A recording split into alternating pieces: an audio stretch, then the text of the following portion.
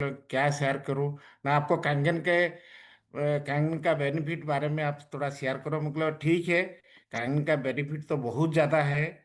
कहाँ से शुरू करूंगा, कहाँ से कंप्लीट करूंगा, ये तो मालूम नहीं है।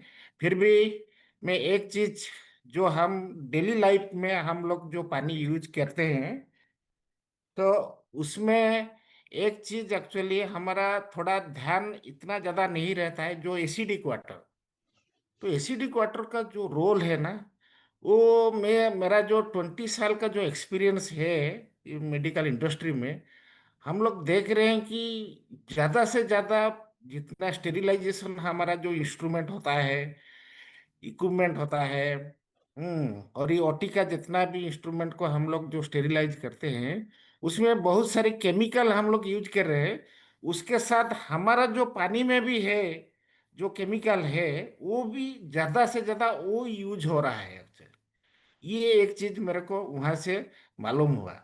सेकंड थिंग, जितने भी आपको डिजीज, जितना भी स्किन डिजीज आप देख रहे हैं मार्केट में, हैं, जितने भी मार्केट में आप स्किन डिजीज देख रहे हैं, वो स्किन डिजीज में हमारा पानी क्या काम करता है, क्या रोल निभाता है, वो चीज मेरे को बहुत थोड़ा ध्यान, मेरे को वो थोड़ा अटेंशन आया कि हमारा पानी में एक्चुअली क्या है एक्चुअली। तो ये सारी चीज देखने के बाद मेरा मेरा बहुत ज्यादा इंटरेस्ट आ गया कि नहीं, एसिडिक वाटर में जो है एक्चुअली, जो अल्कलाइन वाटर में भी इतना ज्यादा नहीं है एक्चुअली। सो पहले हम लोग थोड़ा सा साइंटिफिक तरीके में मैं जाऊंगा। तो ये जो एसिडिक वाटर जो होता है, जो एनोड का, जो हमारा जो कैथोड एनोड है, जो एनोड का बारे में, उसमें क्या होता है कि सपोज एक सोडियम क्लोराइड हम जो डालते हैं, जो सॉल्ट डालते हैं, सो क्लोराइड जाता है एनोड को। वो खाली क्लोराइड नहीं जाता है, उसके साथ क्या आता है, ऑक्सीजन भी जाता है। तो H2O, जो ऑक्सीजन, वो जो ऑक्सीजन था नेगेटिव, वो भी जाता है एनोड को। उसके साथ क्लोरीन, क्लोरीन से जो तो जाता है, क्लोरीन जाता है, ऑक्सीजन जाता है, हाइड्रोजन जाता है। तो हाइड्रोजन और ऑक्सीजन और क्लोरीन, ये सारी चीज मिलने के बाद जो मॉलिक्यूल डेवलप होता है, वो बोलता है hypochloric acid, HOCl, hypochloric acid. और OCl, ऑक्सीजन और क्लोरीन, हाइपोक्लोराइड सॉल्यूशन। सो इसी तरीके जो हाइपोक्लोरिक एसिड, हाइपोक्लोराइड, उसके साथ क्या होता है, हाइड्रोजन पेरोक्साइड, H2O2, वो भी जाता है वहीं से। तो ये जो हाइड्रोजन पेरोक्साइड आ गया, हाइपोक्लोरिक एसिड आ गया, हाइपोक्लोराइड सॉल्यूशन, ये सारी चीज, उसमें जो पोटेंसी है एक्चुअली, जो एसिडिक का पोटेंसी है, वो जो सिनर्जिस्टिक इफेक्ट होता है ना, वो कोई भी बैक्टीरिया, कोई भी वायरस, कोई भी फंगस कभी भी सरवाइव नहीं कर पाएंगे। तो इतना पावर है ये पानी का।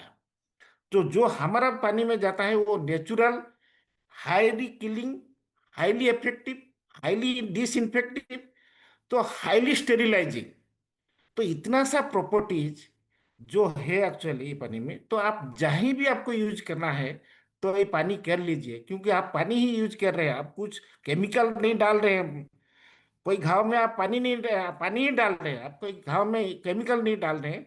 तो इतनी सारे केमिकल जो आज का मेडिकल इंडस्ट्री में जितने भी आप फॉर्माल्डिहाइड, जितने भी केमिकल हम लोग केमिकल यूज कर रहे हैं, उसके बगल में हमारा जो केमिकल है इतना पावरफुल है ना।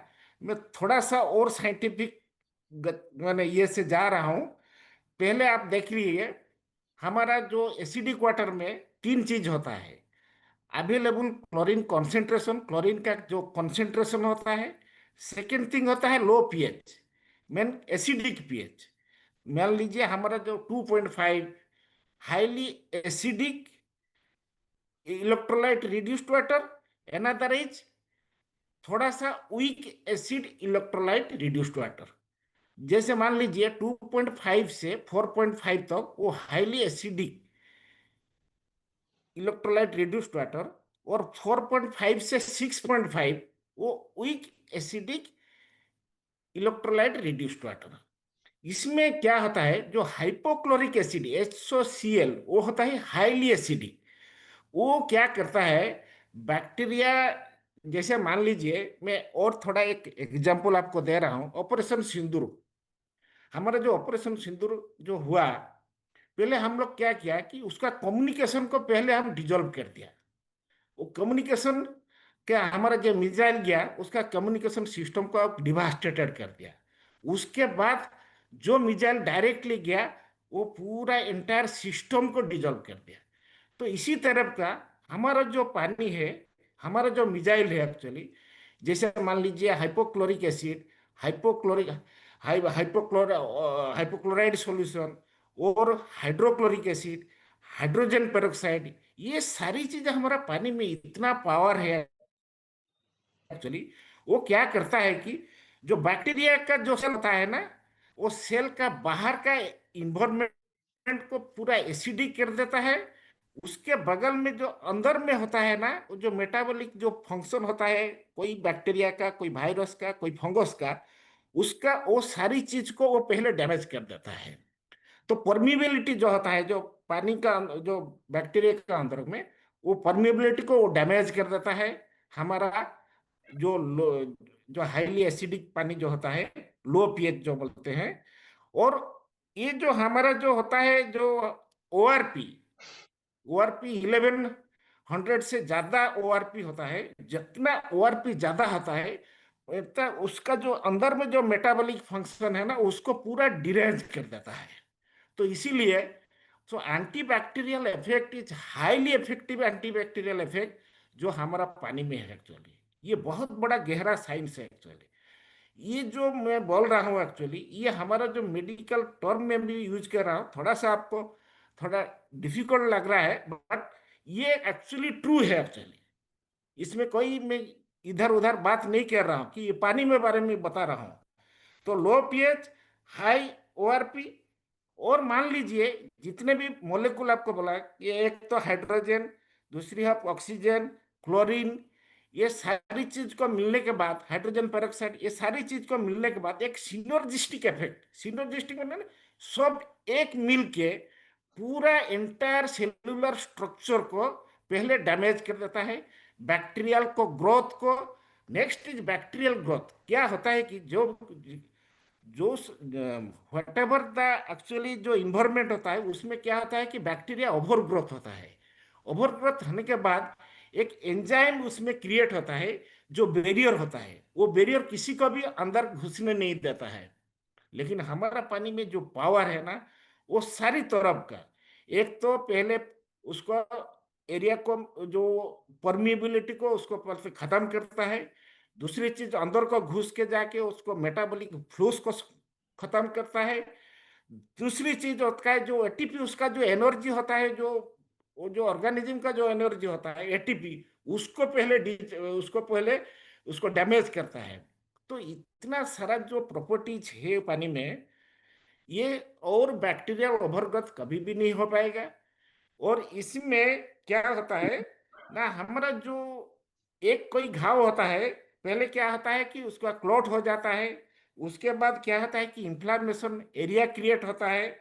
और उसके बाद क्या होता है, हमारा जो प्रोसेस होता है नेचुरल हीलिंग प्रोसेस, प्रोलिफरेशन, एपिथेलियलाइजेशन, उसके बाद न्यू सेल फॉर्मेशन, ये सारी चीज होता है एक्चुअली। तो इसमें इतना बड़ा रोल है एक्चुअली।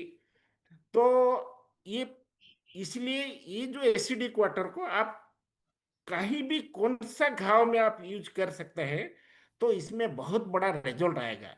आज भी मार्केट में देखिए, एक ऑक्सम जैसा आपको लिक्विड देखते हैं, उसमें हाइपोक्लोराइड सॉल्यूशन है।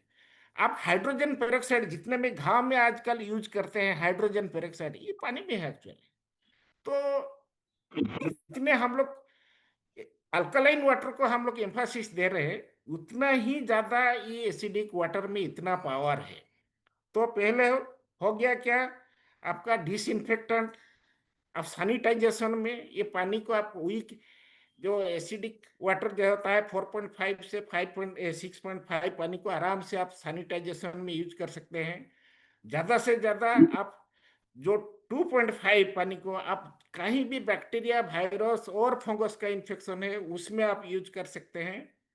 तो इंटायरली आप देखेंगे, तो ये जो एसिडिक वाटर है ना, ये बहुत इफेक्टिव है देन अल्कलाइन वाटर। ये एक चीज आपको बता दिया।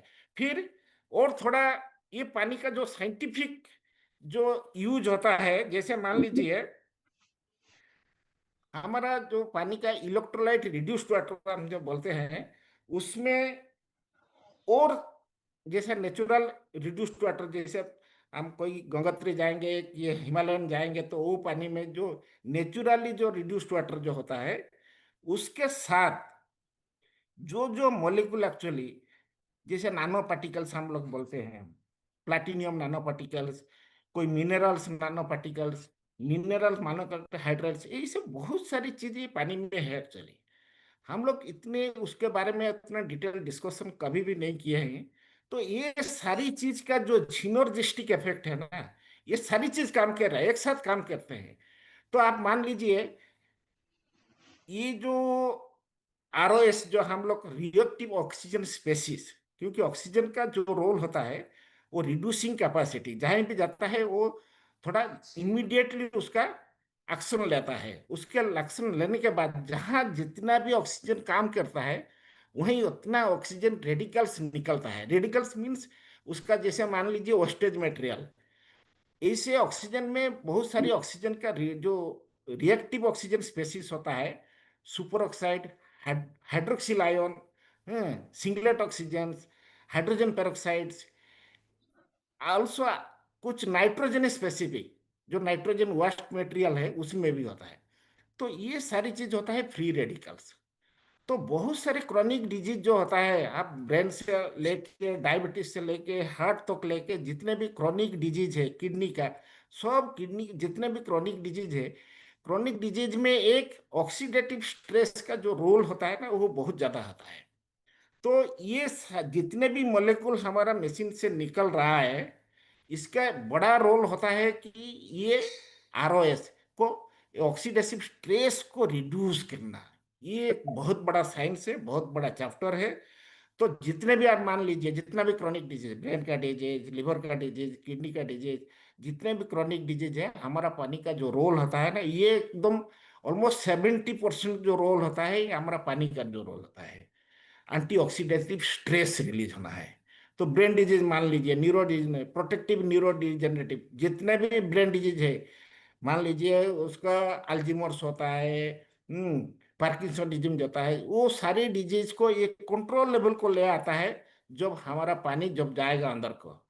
तो बहुत सारे ऐसे भी है, जैसे मान लीजिए हम लोग कैंसर में क्या होता है ना, कैंसर में पहले तो एक चीज, जो मालिग्नेंट फॉर्मेशन होता है ना, मालिग्नेंट फॉर्मेशन होने के बाद एक सिस्टम डिजॉल्व होता है एक्चुअली।